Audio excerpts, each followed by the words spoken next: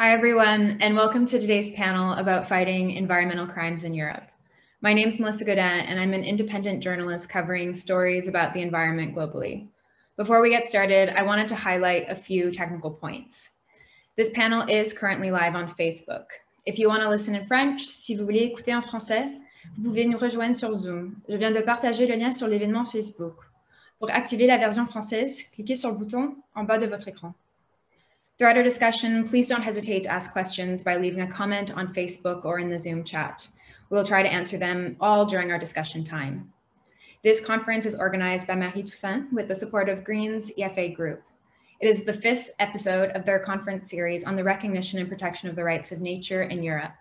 And today we are going to be talking about what the EU is doing to combat environmental crimes and what more can be done moving forward. Over the past few decades, we've seen increased public awareness and support for protecting our environment. In the European Union, over 2/3 of the population feels that climate change and environmental degradation are very serious problems. As a result, we've seen the rise of green parties, with the Greens EFA winning 10% of votes in the last EU elections in 2019. Yet despite this growing attention to the environment, environmental crimes have increased in recent years, becoming the world's 4th largest crime sector. Overall, the annual value of transnational environmental crime is estimated to be worth $258 billion annually. From illegal trade in wildlife to corporate crime in the forestry sector, through to the trafficking of hazardous water, environmental crime is ballooning, growing 2 to 3 times faster than the global GDP. These crimes have exacerbated climate change, increased levels of pollution, led to the degradation of wildlife, reduced biodiversity, all of which has caused increased risk of disease, reduced life expectancies, and in some cases, even caused deaths. Environmental crime is also linked to other forms of organized crime like smuggling, terrorism, or money laundering, making it a security threat to people around the world. The EU has done a lot to try and regulate environmental crime, creating environmental regulations and directives that advise member states to make certain illegal activities criminally sanctioned in their national laws. But critics say these regulations have not always translated into increased enforcement, with environmental crime continuing to be perpetuated by some individuals in the EU, as well as on EU soil. Today, we will be discussing why the environmental crime sector is growing, what has been done to combat it, and what needs to change to create a climate in which environmental criminals can be held to account. Specifically, we will speak about the EU Directive on the Protection of the Environment through Criminal Law adopted in 2008, which advises member states of the EU to make certain illegal activities criminally sanctioned in their national laws. Since the European Union is getting ready to revise this directive, we'll discuss what changes need to be made to the directive for it to be more effective moving forward. So today we are joined by Marie Toussaint, the host of this event, who is a French environmental activist, a jurist in international environmental law, and the founder of the International Alliance of Parliamentarians for the Recognition of Ecocide. In 2019, she was elected as a member of the European Parliament for the Greens EFA Group.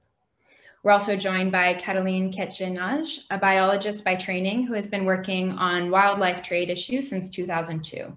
She works for Traffic, a non-governmental organization working globally on trade in wild animals and plants in the context of both biodiversity conservation and sustainable development. We also have with us Laura Bichy, an Italian-Dutch journalist who is the editor of the environmental criminal law review Lex Ambiente and author of the graphic novel titled Libero Grazie, Dear Mafia, I Dare You. We also have with us Miguel Godoy, chair of the European Network of Environmental Police, an informal network connecting police officers and other crime fighters in the field of environmental crime to learn from each other. He is also the director of the Jaguar Network, which investigates environmental crime between the EU and Latin American countries. We also have with us Peter Czonka, the deputy director of the DG Justice for the European Commission and an expert in European policymaking in human rights, criminal, and environmental law. And last but not least, we are joined by Martin Harsik, a member of the European Parliament. He has long-standing experience in matters of environmental protection, with a particular focus on fights against hazardous chemicals, animal welfare, biodiversity, and climate change, and now serves as the vice chair for the Committee of Inquiry on the Protection of Animals during Transport. We'll hear from each of these panelists, and then we will have a discussion about what can be done within the EU to fight environmental crimes, followed by audience questions. To get us started, we're going to turn to Miguel Godoy, chair of the European Network of Environmental Police, who will tell us a bit about environmental crimes in Europe and how we can stop them. So I'm happy to hand it over to him. Okay, thank you so much, Melissa. I will try to share my screen. Please let me know if you can see the screen right now. Yes, we can. Okay, wait a moment.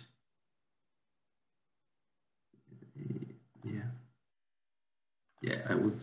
Okay. Well, first of all, thank you, Melissa, and thank you so much, especially to Marie Toussaint, well, for your kind offer to take part in this constructive seminar. Congratulations for this initiative, and thank you again for including environmental investigation approach today, because it is particularly relevant. Well, I will try to share a quick overview of our networking job in this regard, in the light that the recognition of the rights of the nature would facilitate our ordinary work as law enforcement agencies. Well, first of all, to go straight to the point, let me start with a short description of MBCrimeNet. It is an informal and independent network created by a council resolution 10 years ago, and it's made up of criminal investigation units in the environmental field. The main objective is to establish a platform of experts to exchange and improvement the prosecution of these crimes. We come from the beginning with the support of Europol as secretariat of the network. But well, currently the fight against environmental crime in Europe offers a very different scenario if we compare it with the beginning of MBCrimeNet. Today, the network is in the position to focus the effort at a strategic field. Once we have an environmental priority, the impact that would operate in the strategy, in the tactical level, and all the above with the support in the investigation by member states coordinated by Europol. But the main important issue is to be able to align ourselves in the same line into these three levels. On the other side, well, strong benefits arise when we align effort throughout the whole chain of compliance with the rest environmental actors. To this end, strategies must be aligned with environmental inspectors, an aspect that is achieved by interacting with the Impel network. Likewise, the prosecution of the crime requires joint work with the public prosecutor office together with EMPE, which is the network of prosecutors specialized in environmental crime. And to complete all the activity at court level, we interact also with the judges, with the forum of judges specialized in the environment. In addition to all the above, other important characteristic of environmental crime is its transnational component. At the regional level, MBCrimeNet works closely with the Jaguar network that is constituted between criminal investigation units between European countries and Latin American countries. In this context, we count with the extraordinary support of El Pacto program of the European Union. Also with the support of the European Commission, LifeStatec project is currently underway.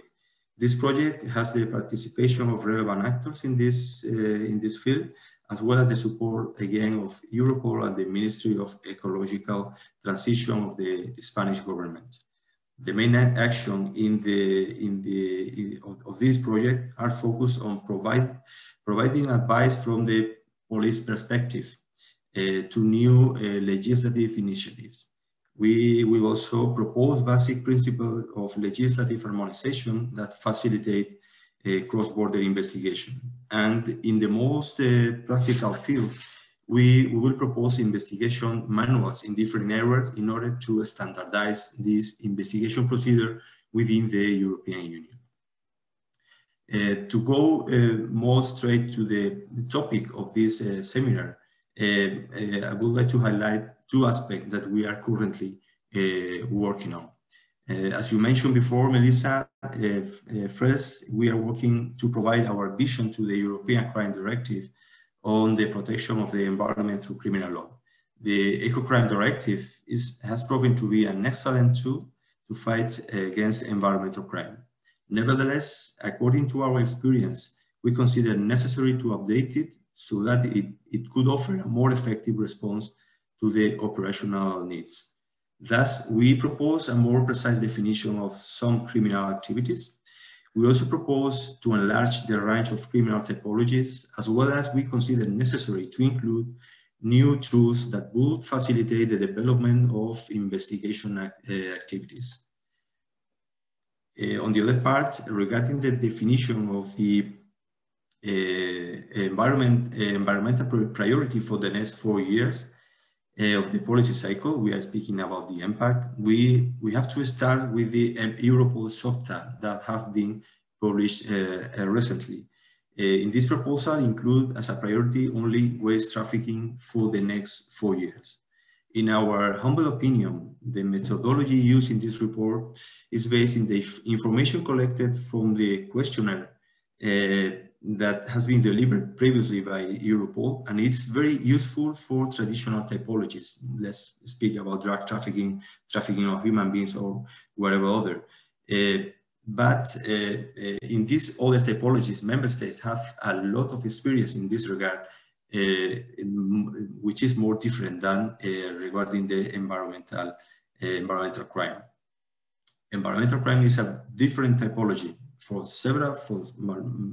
some member states, is something relatively new, and in fact, criminal investigation units in this context are still under construction in some cases. So if we came together with all these aspects, it is easy to understand that the responses to these questionnaires are actually very, very weak.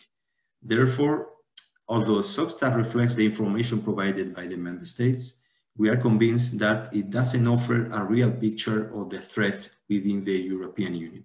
This typology covers a much broader spectrum. If we go into the data provided by Europol in the last 4 years, we can see, in fact, an increase of the waste-related crimes, but it represents a very limited proportion of the whole criminal activity reported by the member state, as you can see in the picture. So we come to the conclusion that to know in depth the environmental crime impact, we need to use a different methodology in which figures from arrested people, from money seized, is also relevant and necessary, but it's not sufficient to be able to measure the environmental crime impact. It is also necessary to take into account the general context in which we are nowadays. The commitment generated by the Paris Agreement, the European Green Deal, and the European Union Biodiversity Strategy for the next 10 years are clear examples that show us the way. In the context is strictly criminal environmental crime, we have to bear in mind that it is already occupying the 3rd place in the ranking of the most lucrative criminal activities in the world. So it is something very, very important to be taken into account.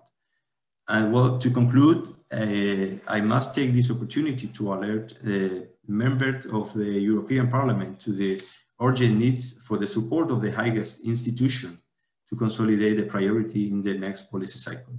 We understand that the best way to voice respect to the rights of nature, as is reflected in the title of this seminar, from our point of view, is to give a proper definition that better reflects the needs of the nature. In this sense, it would be necessary to define the priority as crime against the environment, so that the full spectrum of illegal activity can be included within this context.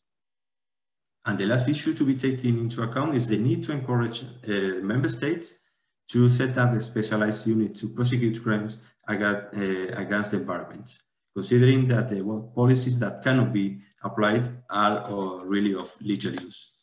And well, that's all from my side. Thank you so much for your attention. And well, here you are, my contact, just in case you need anything else. Thank you. Thank you so much for that. And as a reminder to our audience, if you have any questions, you can post them either on Facebook or in the chat here on Zoom. So next up, we have Cataline Quechanaj to tell us about wildlife trafficking in Europe.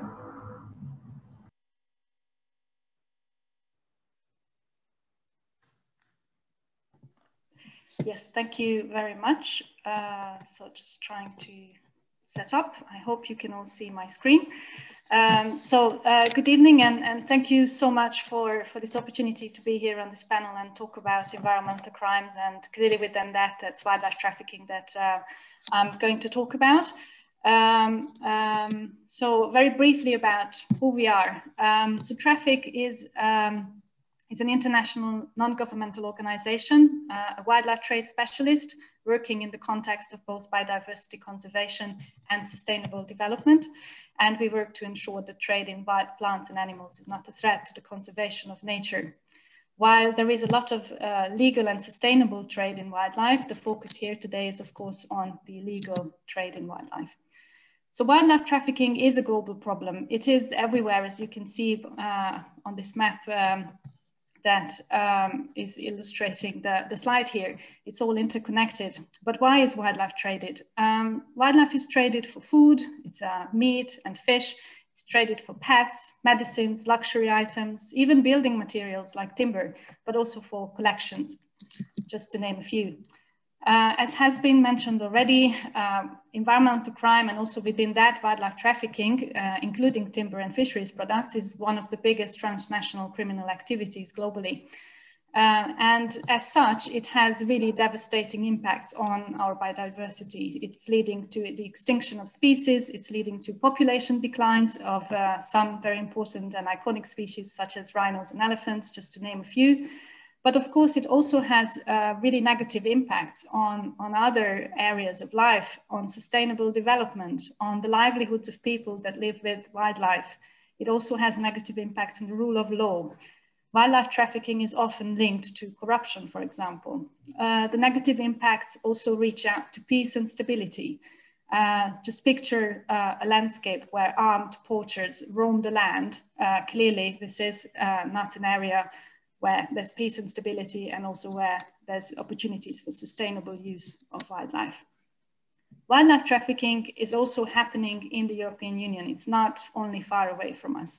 And in this slide, I've selected some examples that aim to illustrate that. So all these examples are actually from Europe.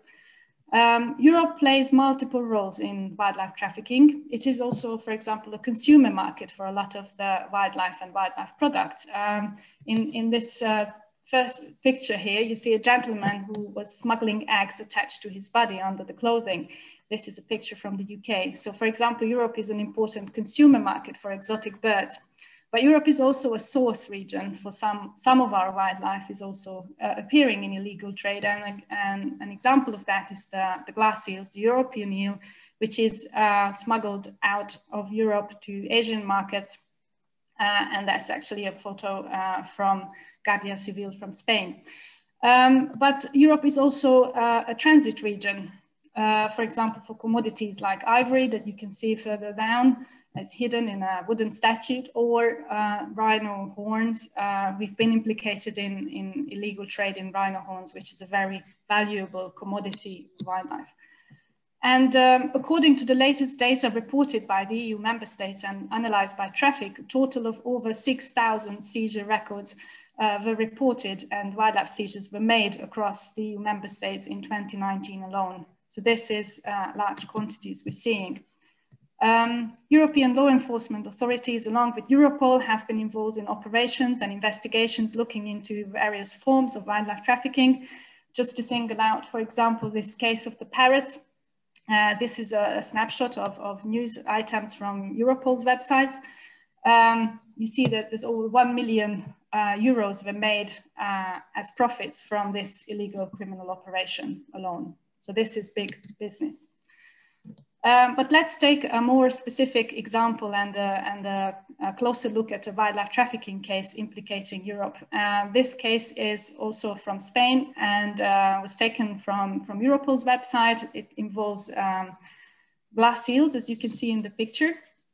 But during the search of the premises, during the operation, A lot of suitcases were also found. You see really large amounts of suitcases. These were planned to be used to smuggle out glass eels from Europe onto Asian markets by plane. And clearly just the number of these suitcases really highlights and signifies the commercial scale of this operation. This is not a petty offense. This is really organized criminality that we're seeing here.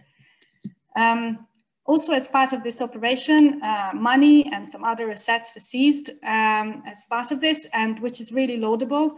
But unfortunately, this is not routinely done in investigations related to wildlife trafficking. Whereas when it comes to, for-profit business or for-profit criminality, clearly taking away the proceeds of the criminal activity would be a very strong deterrent. Coming on to some of the relevant EU policies. Mettre la main sur les bénéfices de ces activités illégales et on ne met pas la... So this really mainstreams biodiversity across a range of EU policies. And the related EU Biodiversity Strategy 2030 is committing to the adoption of a new action plan, EU action plan against wildlife trafficking. This is expected to come out later this year, and this again highlights the importance of this issue. The latest speaker, Mr. Csonka, will be speaking about the review of the Environmental Crime Directive. There's an ongoing public consultation, and we'll surely hear more about this. But I also wanted to flag that this is a really important opportunity to improve the EU regulatory framework to enhance the investigation and the sanctioning of environmental crimes, including wildlife crime. And finally on this list is the impact policy cycle. So this is the EU policy cycle for organized crime, organized and serious international crime. And the EU priorities, as we've just heard, are being decided now. And the current proposal is only including waste trafficking, not wildlife trafficking or other forms of environmental criminality, whereas I hope I made a strong case for reasoning for actually including this, that it would be very important to include this in a wider sense. So in summary, wildlife trafficking is a serious and organized international criminality, and it has very wide-ranging negative impacts well beyond biodiversity. It is widely perceived as a high-profit, low-risk crime, which is very dangerous. And it's also not just the low risk of detection, but also the low risk of penalties, even if there's detection, which is a big problem.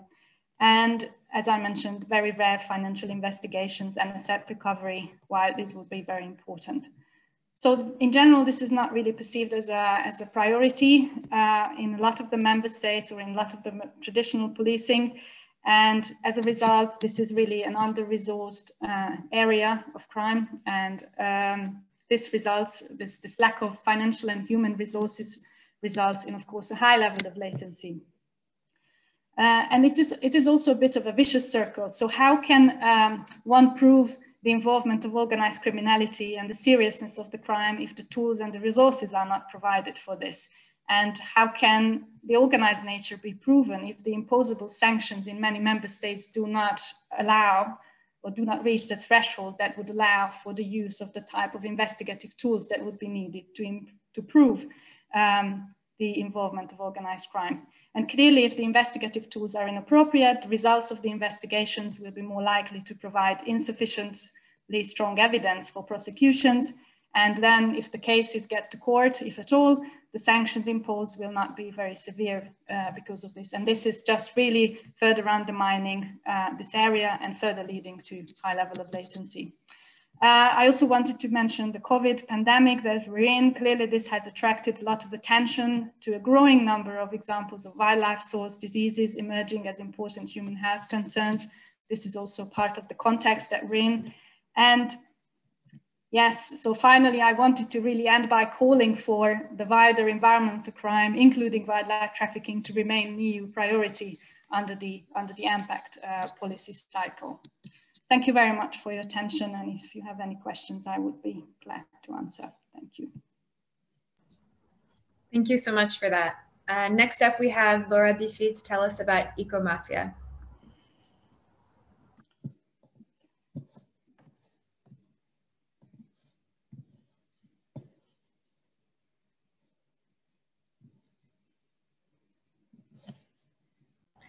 Laura, I think you're muted.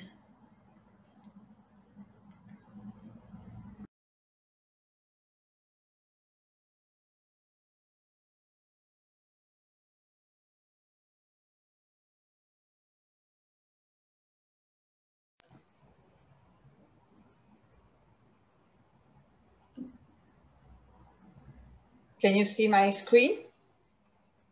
No. Not yet.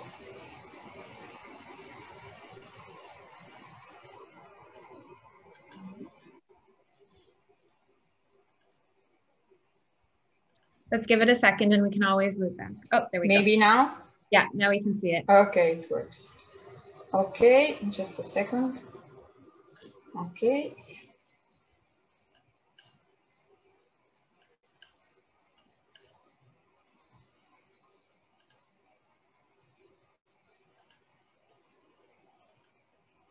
Okay. But I think you also, voila. So good evening. Thank you for inviting me to this interesting conference. In a few minutes, I will try to tell you what is ecomafia in Italy and what we do as Legambiente. Legambiente is the most widespread Italian environmental organization. In the second part of my quick presentation, I would like to focus on the specific topic of abusivismo edilizio, illegal building. Ecomafia is a new word that means crime against the environment and public health, economic damage, corruption, but is not only mafia, I mean traditional mafia, and I will be back on it next. We started to study the phenomenon of environmental crime in 1994, and the ecomafia term was invented by Legambiente, then was recognized and published in the Italian dictionary. How we work: Legambiente Environmental Crime Department works on numbers, elaborating numbers collected from the different police corps, stories, collecting news from the media, from our local groups and from judicial inquiries, analysis of the processes and transformations of the criminal phenomenon, and always coming to make complaints and formulate proposals. Ecomafia is also an annual report we publish since 1996. Let's have a look at the macro numbers. The numbers, as you can read on the current slide, we publish ascertained crimes, denounced or arrested people, and seizures for each business field every year. Those are 2019 numbers, and you can see we had 4 crimes per hour, or 95 crimes a day. Southern Italy holds the 45% of the national eco-crimes. The business of ecomafia, we estimate in 2019 almost 20 billion euros of illegal gains, 419 billion euros amount in the last 25 years. Numbers that we publish in our reports are always a mix of criminal action and repressive action. And of course, we used to say it is just the tip of the iceberg, because it's the part of it which emerges from the police work. As I said before, it's not only traditional mafia. This is an important point to focus. It would be too simple to reduce everything to a matter of mafia families. It is, if in fact, a criminal holding, a network of different subjects like white collars, politicians, company managers, technicians. It is all over Italy and often internationally working. Just think about waste traffic, animals, food. And so what is about ecomafia? Ecomafia is about the cement illegal cycle, illegal waste management and trafficking, animals, trafficking in protected species, on which Kathleen told us before, and also mistreatment and abuses like dog fightings, and clandestine horse racing. The so-called archaeomafia, which is the attack on cultural heritage, and the so-called agromafia, the food industry. Illegal waste trafficking, just one number, in 2019, we had 198 arrested people, double compared to the previous year. I show you just while speaking some images that you can interpret yourself. The routes of traffickers. Inland routes are traditionally north-south. Internationally is Italy, Europe, Far East, and Europe, so Italy and Africa. A new route on which we are focusing our attention is towards the Balkans, especially Slovenia, Romania, and Bulgaria. And another is towards the Maghreb area, Tunisia, for example. Quickly on the agromafia, we say from the fields to the table, and we say, do we really know what we eat? Because for us, agromafia means undeclared work in the fields, criminal control on transport of goods, on wholesale markets, but also means irregular food sales, frauds, like the marketing of the so-called Italian sounding, like you can see Parmesan. And then animals, of course, wildlife trade, but also mistreatment of animals, fighting, and horses races, which are very diffuse, not only in the south of Italy, but unfortunately all over the country. What is needed for us is a good national and a good international legislation. We have now in Italy the law 68 2015, which is the new legislation introducing crimes against the environment in the criminal code. After 20 years of our work for it, it is an important milestone in Italian legislation, and since 2015, we constantly check its application. It is, of course, necessary also to standardize legislation in matters that have an international impact. It is necessary a stronger and more effective international cooperation between national and European institutions, and maybe the most important, the affirmation of a dominant green economy model. The antibodies to these legal practices are always a mix of good laws, cultural growth, control and repression, boost to the healthy economy. In Italy, we say good money, kick out bad money. Then I go quickly to the second part of my presentation. I want to introduce you the legal cycle of cement, of concrete, that has to do with frauds in public procurement, bad quality of the concrete, illegal quarries, but mainly with illegal building activity. Just three numbers, 31% of the total amount of environmental crimes in 2019, an estimate of 50,500 new illegal houses in 2019, to which you have to add the legacy of the old illegal buildings, and only 19% of houses affected by the demolition order have been pulled down in the past 16 years. What I want to represent is that illegal building is a real national plague in Italy that we hardly explain abroad, especially in the countries of Northern Europe. It is a topic that has to do with political responsibility, national and local, with the practice of the exchange of my country.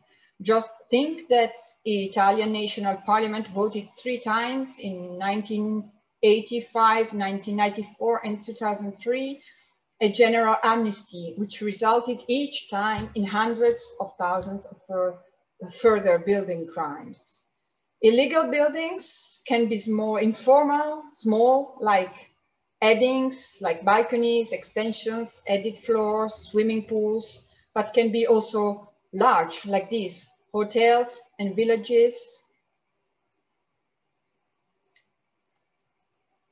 I showed you just some big ones, or widespread like this, with thousands of villas on the beach.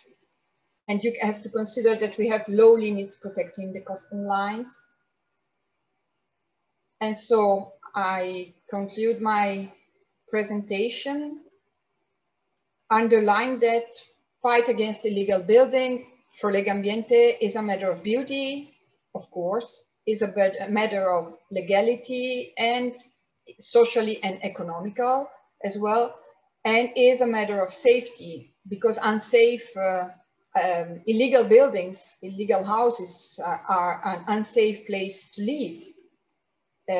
Here in this picture, you can see the house where in November 2018, 9 people, including 3 little children, died under the mud when the river Milicia near Palermo overflowed. The house was illegally built in an area off limits by hydrogeological constraints.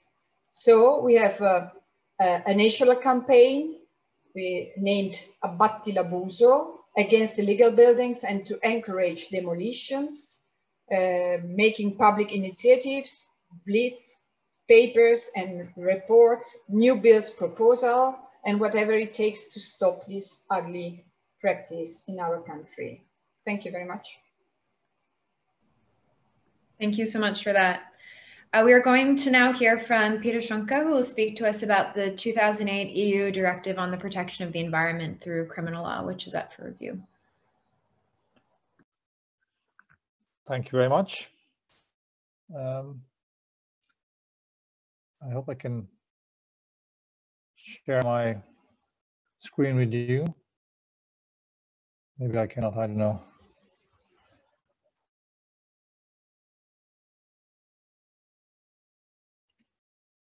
Can you see it? You probably cannot. Not yet, no. No.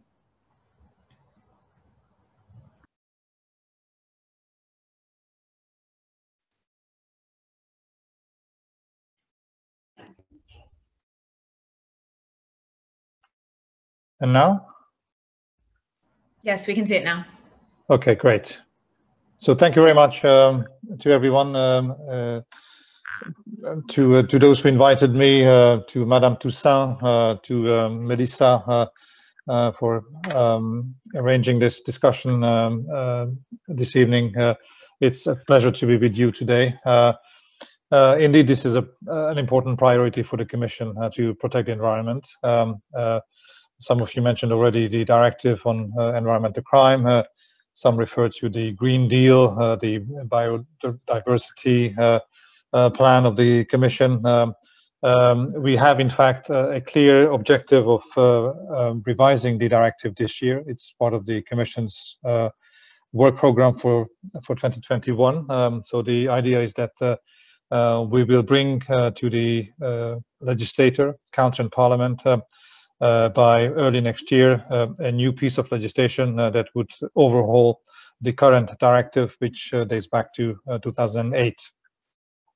Now, this directive, which in short we will call Environmental Crime Directive, is indeed the main EU legal acquis to combat environmental crime.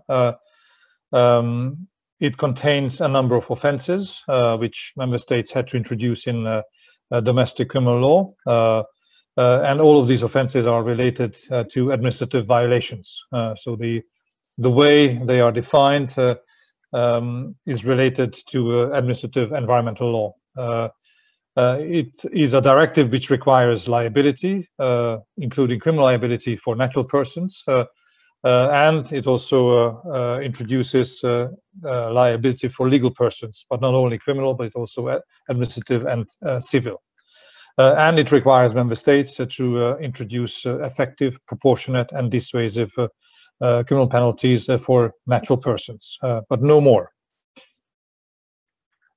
We have conducted a very thorough evaluation of that directive last year. The report is published.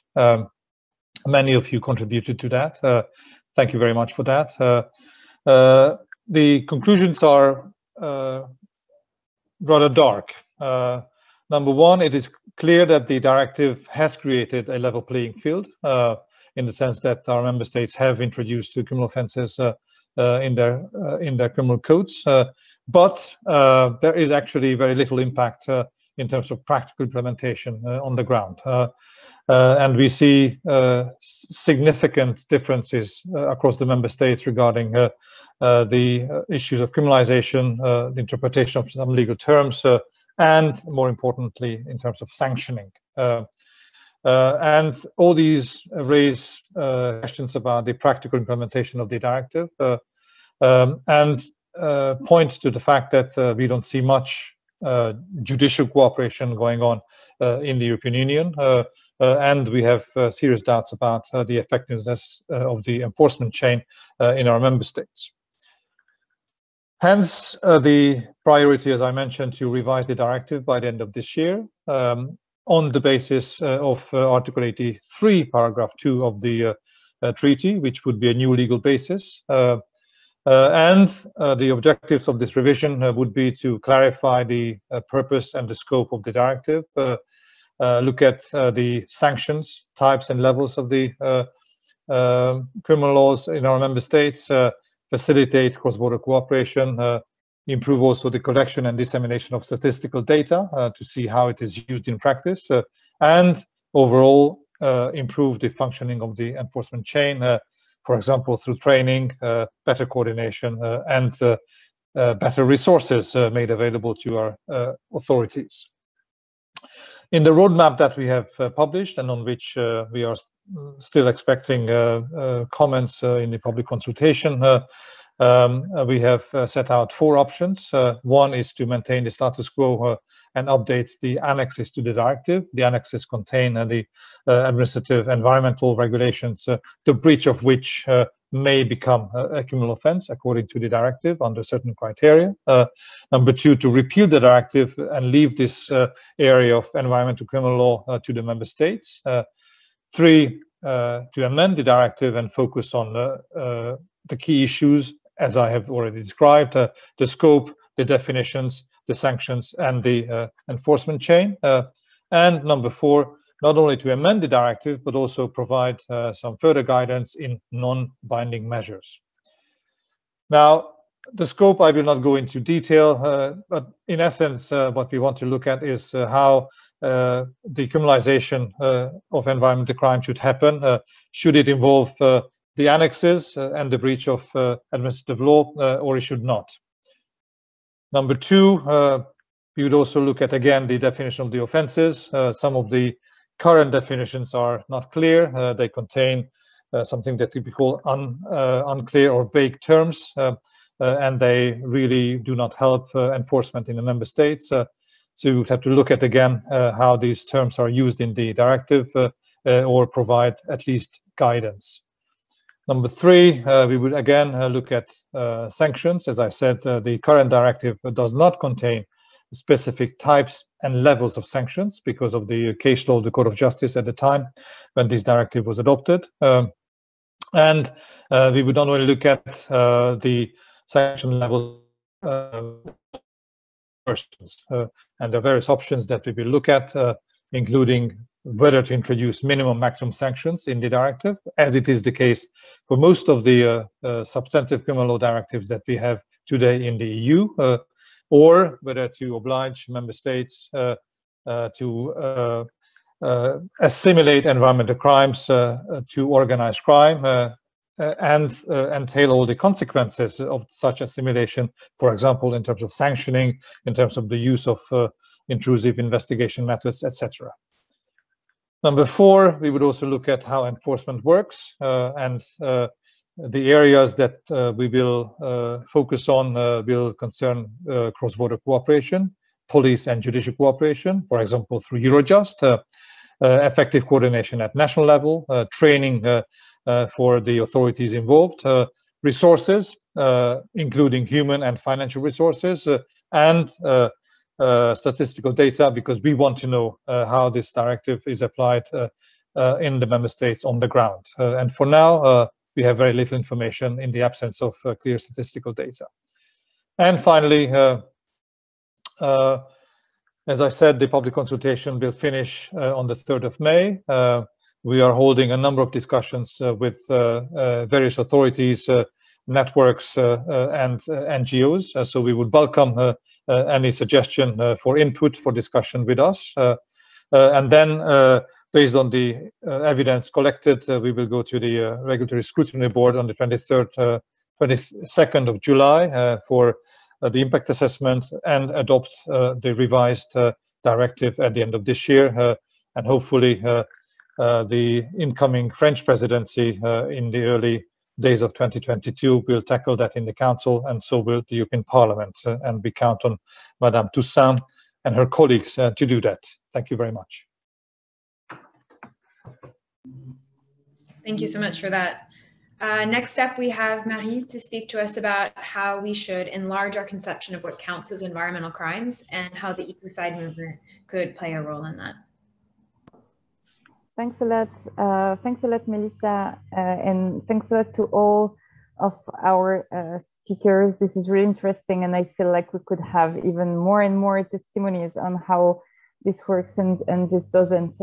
But I want to begin by saying that the issue that we are addressing tonight is of utmost importance, and it has also a hot actuality, because even though we are not sure where the COVID-19 comes from, we have to think about the fact that the pangolin is one of the most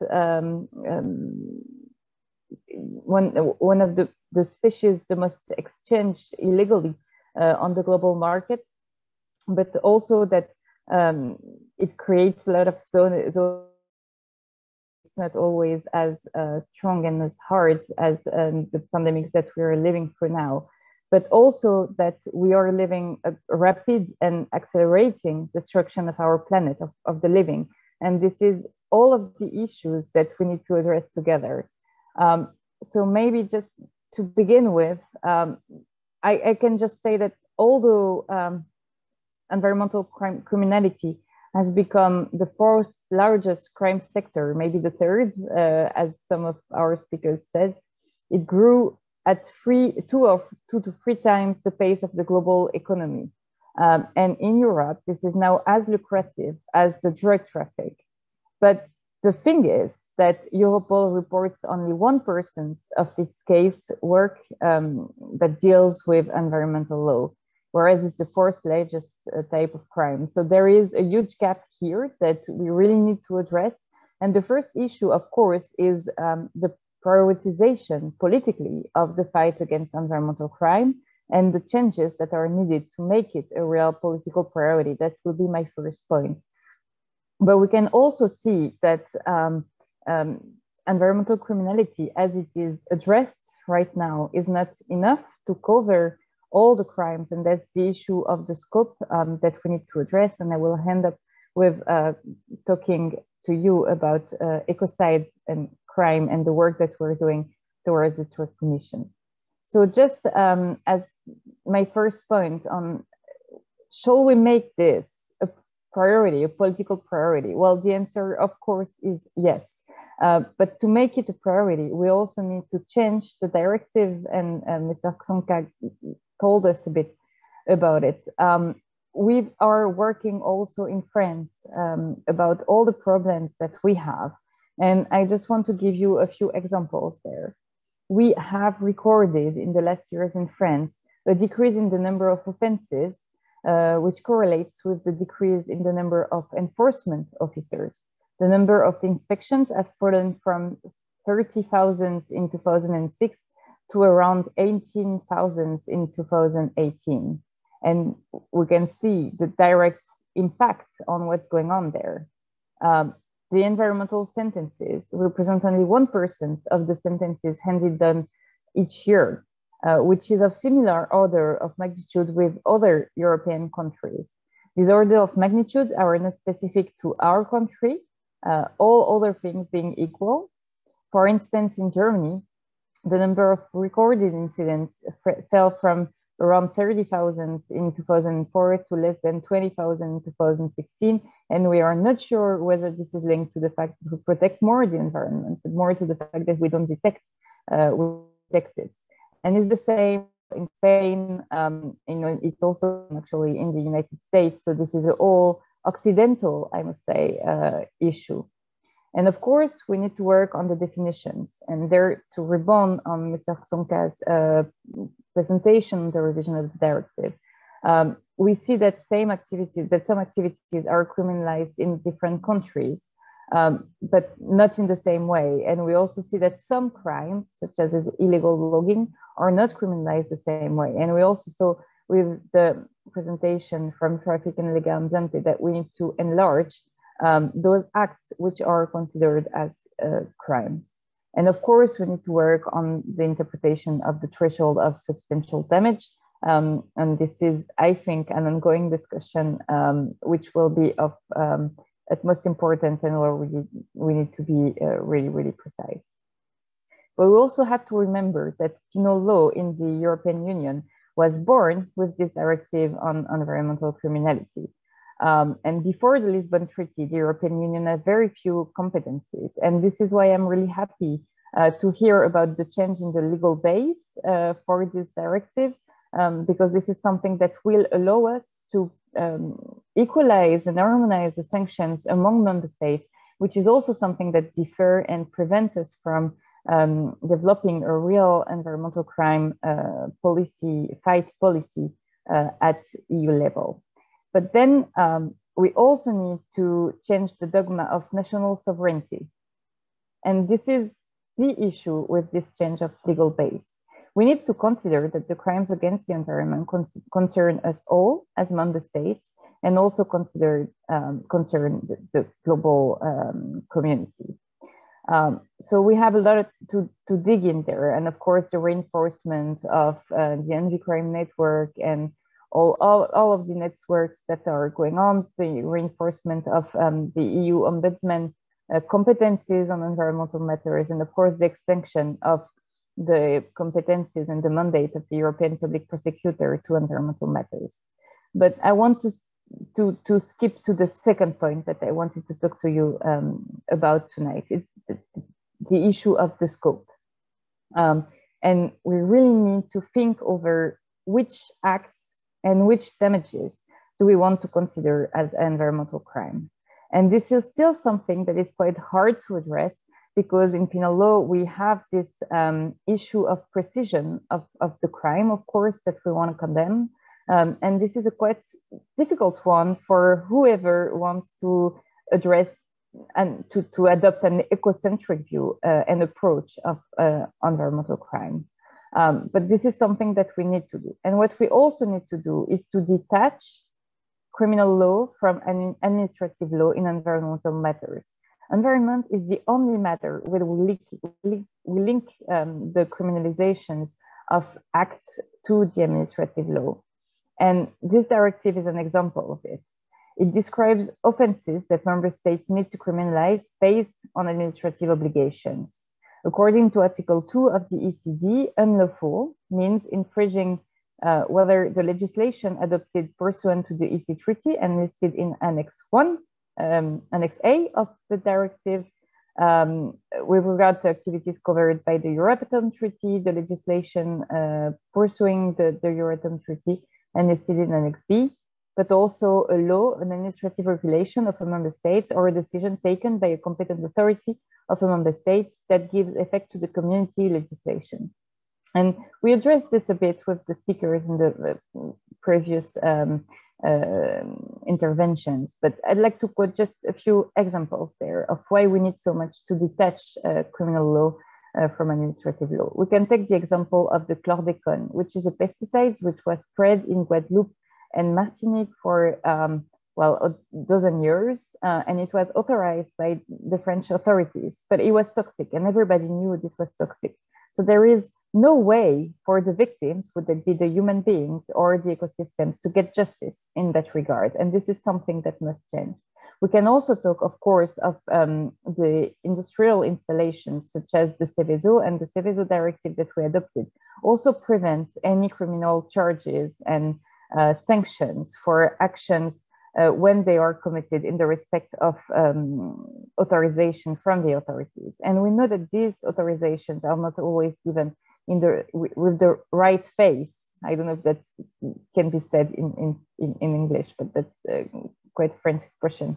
We can come back on this later. And of course, we have the issue of climate change and the destruction of biodiversity, the crossing of all planetary boundaries, where we have no way there to put criminal charges on. And that's why we need to enlarge, and I will conclude on this, that's why we need to enlarge our approach. We need to condemn the acts that put in danger the planet and nature. We have to adopt an ecocentric approach of criminal law. And this is something that I'd like to ask the Commission, because you kind of presented the contrary. And I think that we should have a discussion on that. But we also need to criminalize the most serious offenses against the planet, those who put in danger the survival of humanity on planet Earth. And we have a lot of examples of these crimes, the ecocide crimes, that are committed today. And we still don't recognize them, we still don't condemn them, we still don't prevent them. And this is a vital issue in the proper sense, in the literal sense for humanity, and the EU could take the lead in that regard. So in the European Parliament, we managed to get a call in January to recognize ecocide at the International Criminal Court level. And this is one first step. But then we are also working to see the relevance of recognition of ecocide in EU law. And that might be through this directive on environmental criminality, but that might also be through a direct regulation that could be adopted, maybe, I hope so, in the coming months maybe. And I will just end up with this question also to all of you. What would you think about transforming this directive into a regulation? Would that be a good thing to allow harmonization and enforcement, or would that be too complicated? Thank you. Thank you so much for that. For our last speaker, we're going to turn to Martin to comment on the discussion that we've had so far.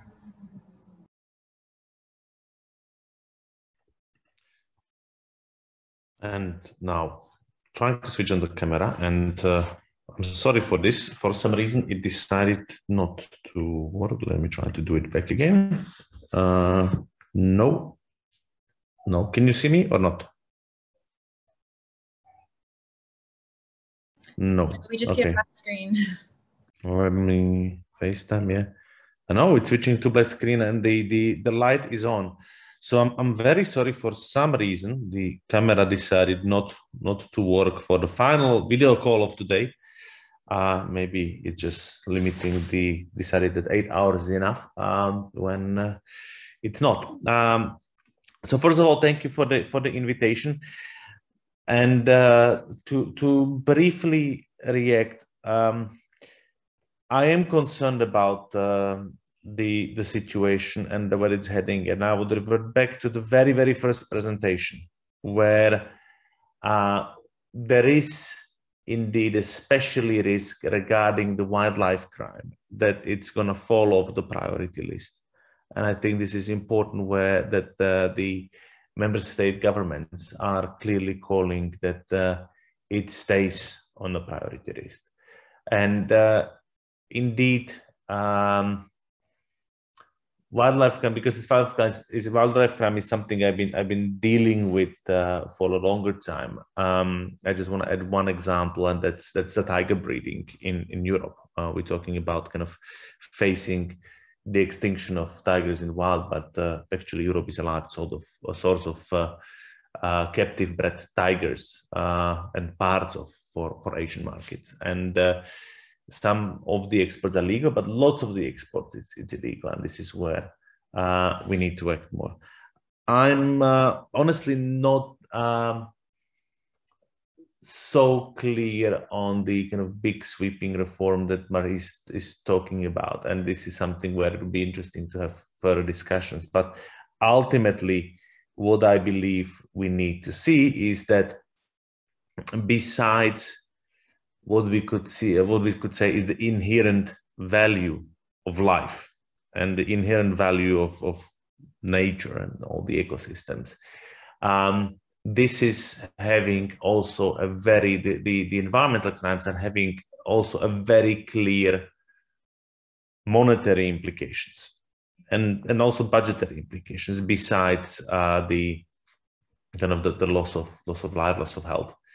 And therefore, I kind of believe that what we should look at is not only to have only a discussion on how do we perceive the rights of nature, the rights of other species, but on what we can do, because this would be fundamental discussion that takes a long time. But we don't have the time to save some of the species. We don't have the time to wait until such a fundamental discussion is through, and we can, in the meantime, look at very concrete steps and how we can also maybe motivate more. What I hear from some of the contacts in the police I have is what helps us to sell the issue to our colleagues is to actually start talking about the monetary loss to state, the monetary loss or kind of the loss of state revenue, the tax crimes associated, because these are all something that the enforcement is kind of the police forces and the judges are understanding. This is something which is an operating environment in which they can feel more familiar. So this is maybe what we can look and how to also better link it and make it more familiar for the police, for investigation judges, that it will hopefully speed up. But we should not lose the sight from also streamlining the European system. I think the environmental crimes discussion is going to be very, very important. And I'm hoping also that our colleagues in URI are going to be playing positive part in this. We need to work on the member state level, because what is missing is a number of member states, the necessary capacities in the police force. This is what I keep on hearing from a number of, this is not, we don't have enough people to look at it. And at the end of the day, this is where it's the more the collaboration, the enhanced collaboration is gonna help us. I think we need to have the fundamental discussions, but also we need to see where are the low-hanging fruits and quick fixes that we can do now to prevent some of the avoidable losses. Thank you for that, Martin. We've had quite a few questions come in from different audience members, so I'm going to kind of bring quite a few of them together so that we can try and answer as many as possible. But one of them is kind of related to the fact that a lot of environmental crimes happen across multiple borders. So we have instances of illegal wildlife trade being carried out by Europeans abroad. Likewise, we have EU companies exploiting and kind of polluting the natural environments of other countries outside the EU. And some of you have touched on this already in your talks, but I was wondering if you could speak to how the kind of transnational nature of these crimes complicates the EU's ability to fight them, and going back to kind of changes we make to the directive, how do we keep that in mind moving forward?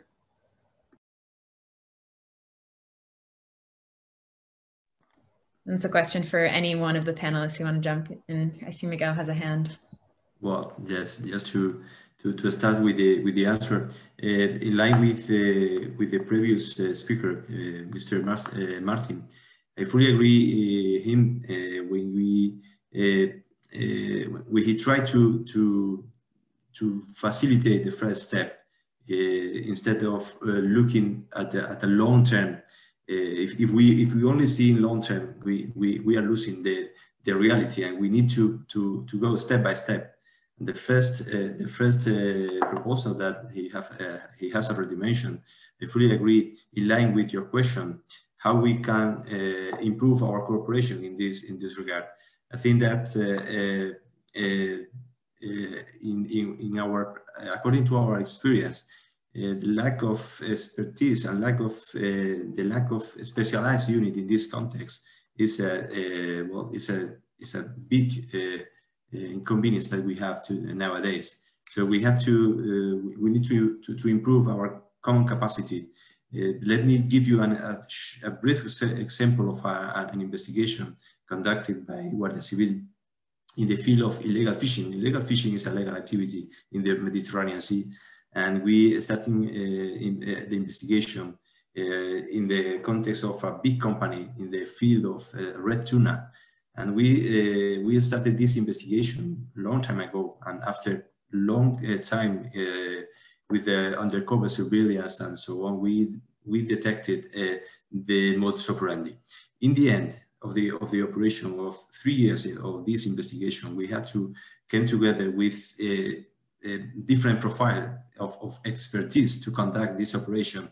We need inspectors, we needed people experts in money laundering and corruption. We found a lot of other linked crimes related to the first one.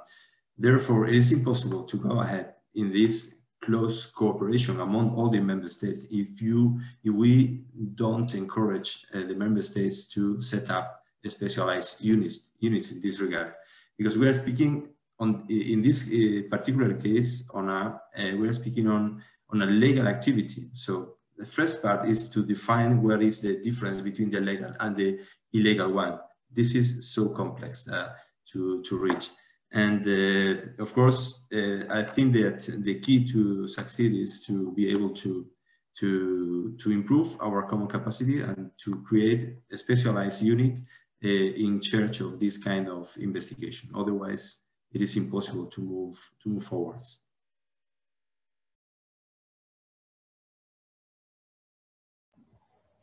Caroline, I think you've got your hand up. Yes, please. Thank you. Yeah, I wanted to recall that the UN has a convention on against transnational organized crime, and this recognizes serious crime as a conduct constituting an offense punishable by a maximum deprivation of liberty, so imprisonment of at least 4 years. And attached to this, so if all countries involved in any criminal investigation or in a crime have recognized the crime in question as a serious crime, so it's punishable by at least 4 years imprisonment, then this opens up opportunities for various international cooperation, for example, extradition, mutual legal assistance. So this is really, really important in the context of the review of the Environmental Crime Directive, because this can really facilitate then the international cooperation side of things. Thank you. And then Peter, did you have a hand? Yes, thank you, Melissa. Just 2 points to illustrate why we need to go beyond the current level of harmonization in the directive. And I have to preface this by saying that our member states are not particularly great fans of harmonization. Criminal law is a very sensitive matter. It goes into the heart of national sovereignty, and it's no coincidence that it took a long time to harmonize some of the most serious offenses in Europe. And Marie was right that this was the beginning of harmonization with this court judgment, but we are still quite not there with environmental crime. And there are 2 consequences. If you have very different offenses, there is no equivalence between the definitions. So there is no dual criminality for the purpose of cross-border cooperation, which means that our member states will not recognize each other's criminal offenses as being equivalent. And we have seen this. Eurojust published a report recently on environmental crime, and they have detected issues with the divergence of definitions. So the gaps in the definitions may lead to a lack of cooperation.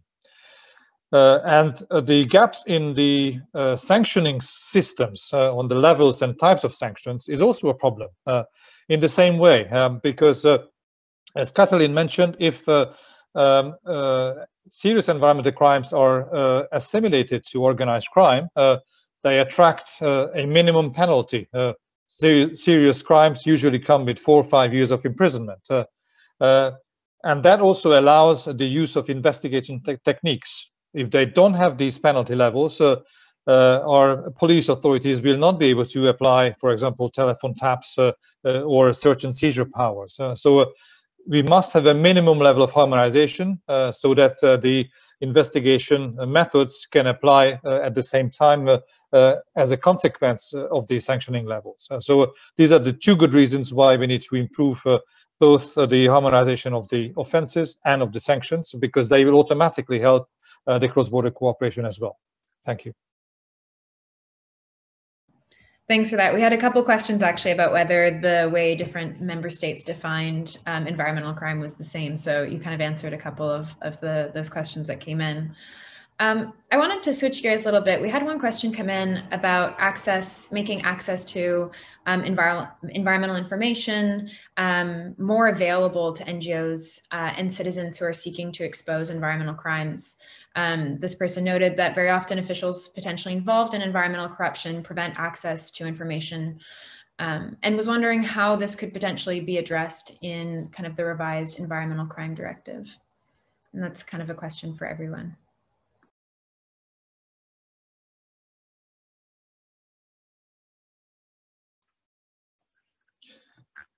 I have a very quick answer to that.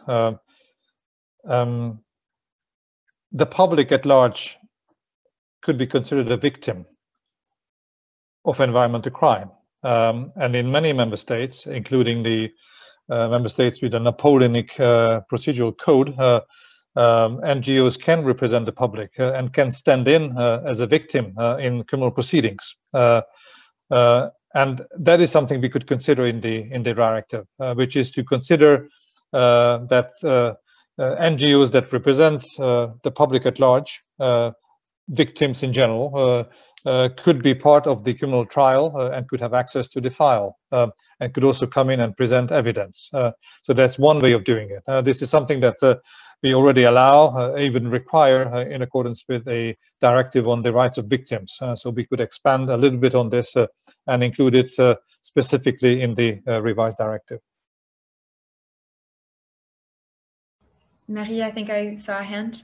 Yeah, thank you. No, that's a good thing to hear about this lead to reinforce access to justice through the directive, and I think we should really definitely work on it. I just want to add that we are currently working on the revision of the Irs Regulation inside of the European Parliament. For those who don't know, the Irs Regulation follows the Irs Convention on Access to Information, Participation, and Justice in Environmental Matters. And we are having this huge controversy and discussion inside of the European Parliament right now to know if NGOs can access justice. Of course, this is not about criminal law, but can access justice, or if it's also the members of the public, like the convention demands, requires. And this is also an approach which is quite European, because in many countries, especially the common law countries, there is a different approach where individuals can reach out to justice in many cases. And in Europe, we have narrowed the access to justice to NGOs, but also sometimes collectivities. Well, but we have narrowed the number of organizations who could reach out to justice to defend the environment and to defend nature and even human rights when they're linked to nature. And this is something also that I believe we should really evolve. And of course, with, you know, preoccupations, concerns, not to get too many litigation actions in front of the courts so that they can still work correctly. But this is also something where we really need to evolve, and I think we have a lot to learn from many other countries in the world, actually. Caroline, I think I see a hand. Thank you very much. I wanted to add that also the review of the directive and the open public consultation is also looking at this issue of data collection and the need for data collection on related to the criminal environmental crime cases and the breach prosecution and the course and the sanction as well. And just really wanted to flag that this is a very important issue, and that we've been coming across this issue, and we have actually just started a project that's really aiming to improve the success of wildlife crime prosecutions in Europe. It's a project that's led by WWF, and Traffic is one of the partners on the consortium. And actually, one of the very first activities we're trying to do is trying to gather this data nationally in the countries where we're working, to make sure that we have a starting point to build up our recommendations and to really understand the scope and the scale of this issue. And really, I just wanted to flag the importance of collecting the data, analyzing it, and really learning from it, so that it really informs future policy decisions and directions. Thank you. Laura? Yes, referring to a couple of previous considerations, I can say that, for example, Legambiente in Italy has a pool of lawyers helping people and local communities in judgment against environmental crimes. And so we are involved in a lot of environmental judgments. And the second consideration I like to underline is the aspect that Mr. Peter Sonska, I hope it's right, my pronunciation, was speaking about the legislation. Environmental legislation has to do with national legislation. And for example, as I told before, if we want to fight against some environmental crimes, like for example in Italy, the interests of criminality in green energy and renewable energy is the way to fight against this interest is to improve and enforce the good economy, the good green economy. If you have a national legislation which is very complicated and hard for people and companies who want to make things in the right way, then the field for criminality is really wide.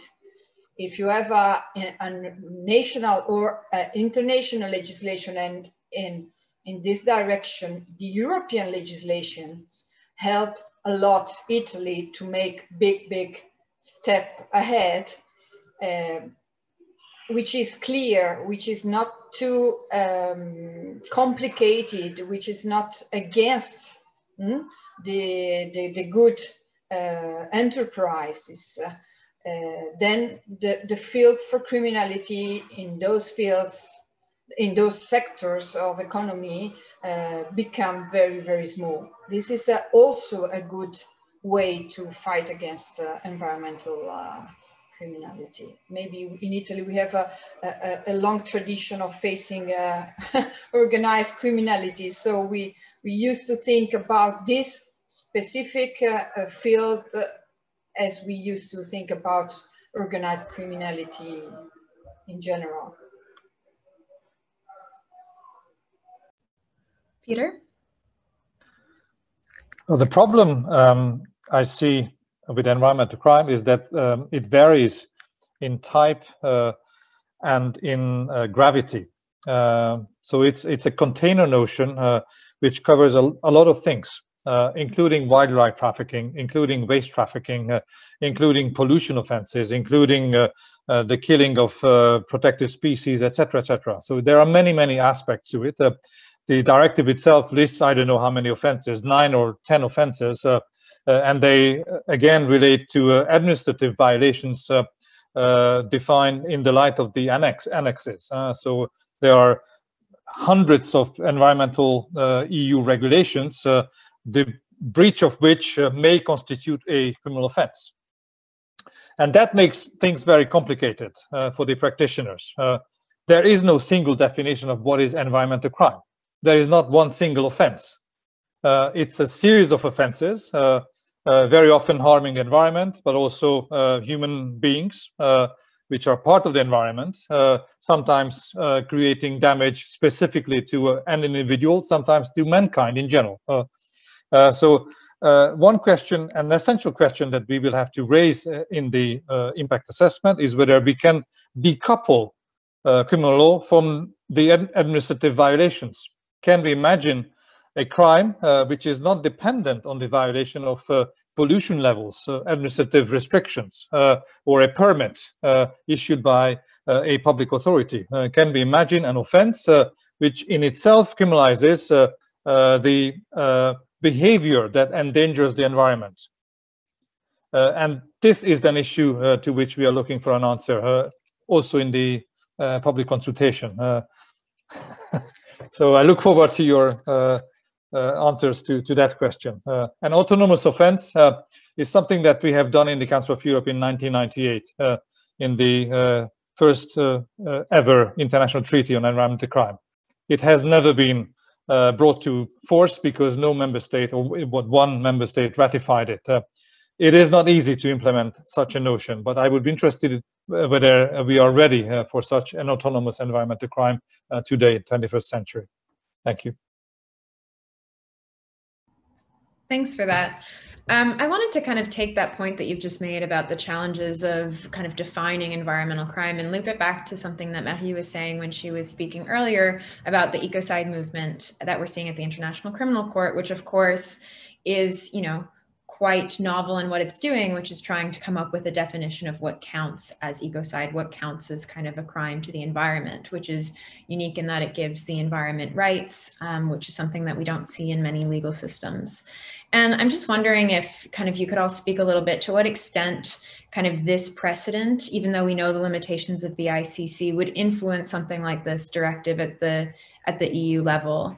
And whether or not the creation of that at the ICC gives the EU more leverage to kind of bring that forward to member states and say that it needs to be taken seriously. I'd be curious to hear a little bit more about that.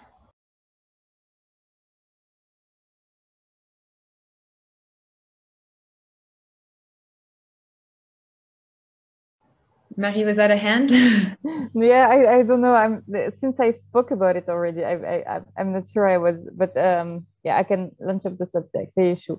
But Peter, yeah, that's exactly what I meant when I say we really need to detach and have an autonomous environmental crime. And I think this is a huge challenge legally to find out the right definition.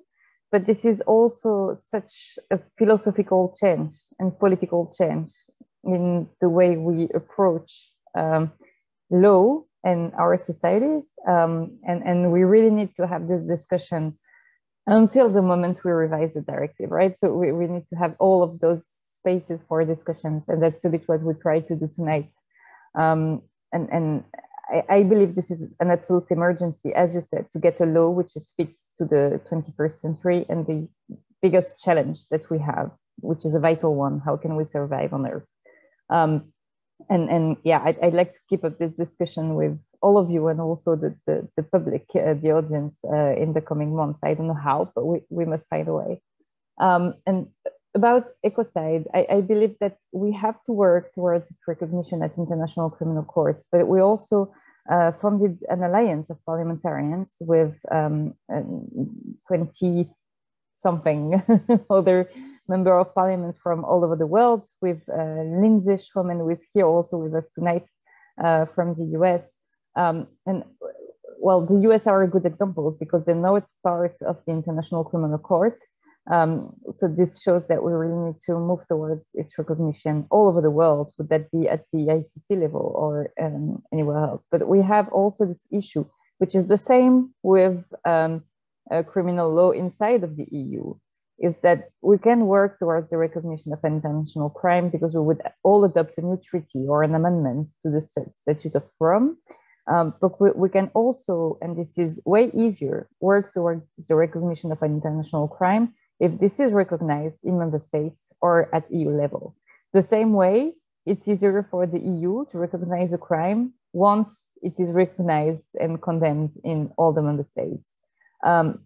So we really need to move towards the recognition of ecocide, but we also need to work on it at each level, but while having this global discussion so that the definition given to ecocide fits throughout the world, and also to give us a chance to have a universal jurisdiction, which means that once we have the crime, we can convict someone for having committed it anywhere in the world. It's a crime against the planet, right? So you need to address that.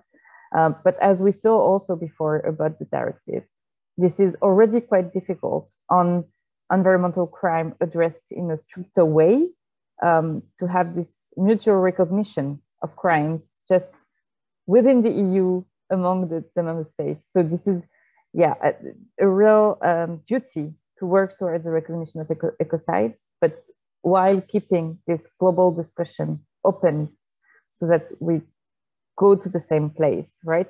Each one of us at its rhythm, and with the specifications of national requirements and EU requirements and stuff, but that we work together in that direction.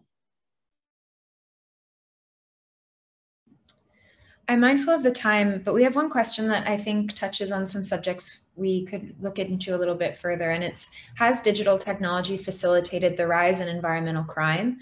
If so, should the directive include a section on digital technologies being used for environmental crime?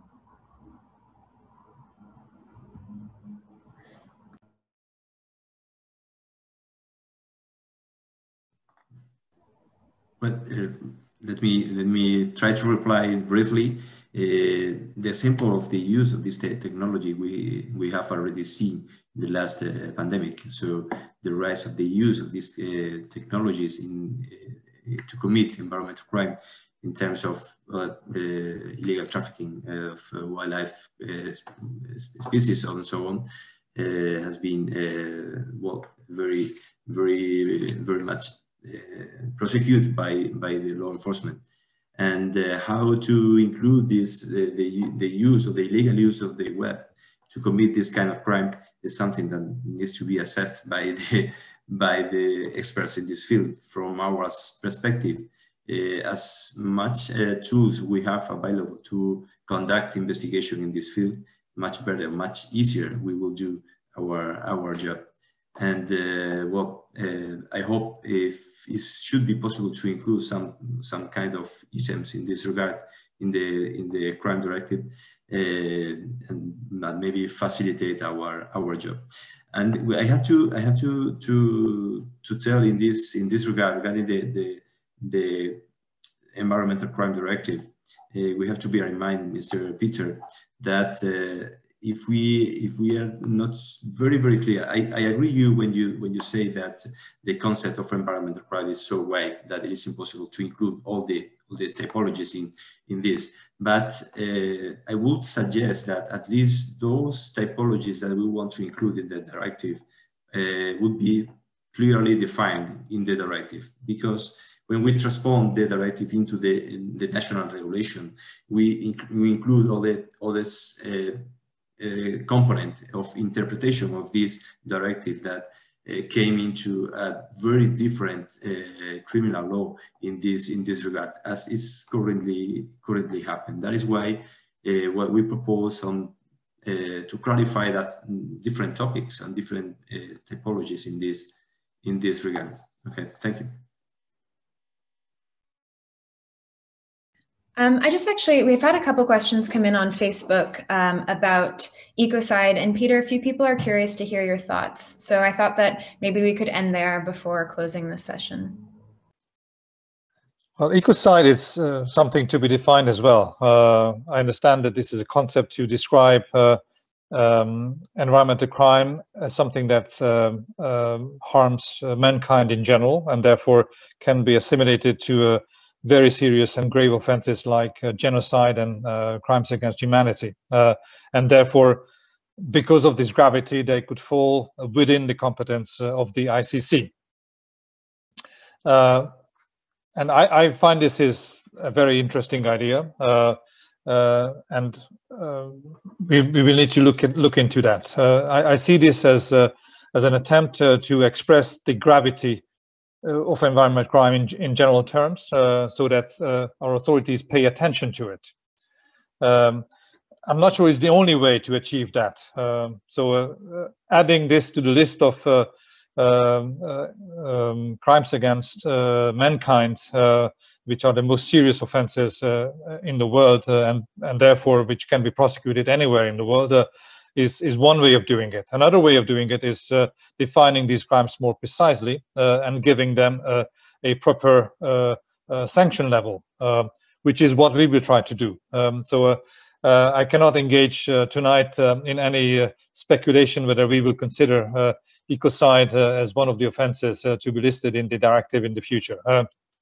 And we are not even midway in the impact assessment procedure.